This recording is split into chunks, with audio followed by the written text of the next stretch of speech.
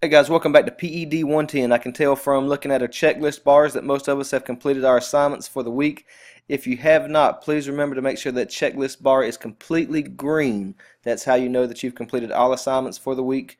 And this week, like we said before, it was primarily just the introductory phase, and so I've really enjoyed reading through the Padlet and getting to know each of you. The pictures help me connect faces with names as we communicate through email and through Moodle. And I really encourage each of you to just read through the Padlets and just get to know each other through the short posts that have been placed up there. I see we have a lot of folks that have graduated from Southern Nash. I see that we've got an Edgecombe County person or two in here. I see that we have some future PE teachers possibly. That was my career for the 15 years or so, and then and a coach, of course, and then I became a teacher. A principal at South Edgecombe Middle School, which is what I'm currently doing. I also see that we have a future pilot on here. That was my lifelong dream, and I had so many wonderful coaches and teachers that really impacted my life. So I just felt a calling to go into that field, and I couldn't have been happier with that choice. But I still love getting on a plane and flying. Alright guys, well, continuing on to our content for this week. So this week we start our Chapter 1, Understanding Fitness and Wellness. If you get one takeaway from this chapter, it's that there's so much more to being fit and well than just diet and exercise. Okay, it's not just about the physical component either. We're talking about mental, emotional, social, spiritual, intellectual well-being, and all of those come into the complete and total package of wellness. So you'll get through all that in the book.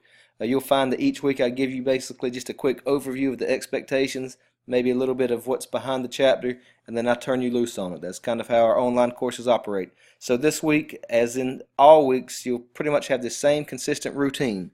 Chapter 1 introduction video, which is what you're watching right now. Another video just to kind of kick things off and get you thinking about how healthy living nearly killed me. You've got your checklist to make sure you're staying on top of things. A PowerPoint, the My Health Labs Plus, Chapter 1 quiz, and your physical activity monitoring report. Let me make something very clear to you also. You have the PowerPoint and you have your textbook. You can use them on your quizzes. That's not cheating in my book. That's being resourceful. You have them at your fingertips. Use them. And you'll also find that in each quiz, let me click on it for you. Each quiz you have 4 attempts. Now let's think about this. It's a multiple choice quiz, A, B, C, or D. So if I give you 4 attempts, and it may not always be 4, it may be 3 on some, but anyways, you shouldn't have any problems getting the correct answer, which means that you can go back and retake the quiz without changing the correct answers. You only have to change the incorrect answers. So I expect grades in this course to be in the A-B range, primarily the A.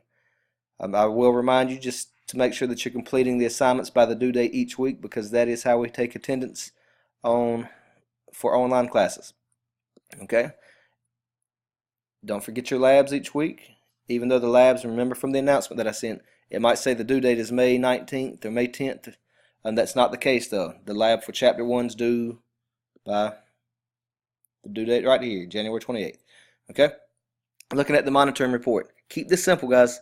Alright? I'm asking that you demonstrate at least 60 minutes of physical activity, but remember that 60 minutes where your tracking device might not monitor time. So we're looking at steps, distance, calories burned. I sent a lot of examples last week, so if you are unsure of that, just refer back up to, give me 1 second.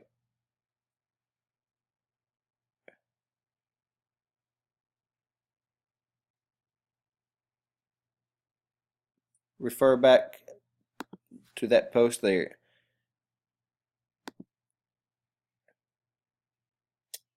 And as that's coming up, it gives you a better idea of the type of data that I'm looking for. And if you're not using an electronic device, then you would certainly fill out that document and submit it each week. If you are using an electronic tracking device, then you just take a screenshot or download or upload the file and send it to or submit it right here in Moodle. Don't email it to me. We're going to submit it right here in this section of Moodle. Alright, well, hopefully it's not too confusing for you. Like I said, keep it simple. And if you have any questions, of course, I'll be happy to answer them. If you submit something that's not acceptable, I'll just shoot you a little email, hey, let's work on getting this fixed for the next time. So don't worry too much about this week 1 report. This is kind of our guinea pig submission. And then if you don't hear back from me, then that means you're good to go. If you do hear back from me, I'll just tell you what you need to tweak to meet expectations.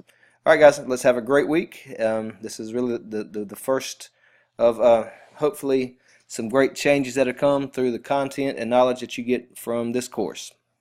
All right, take care.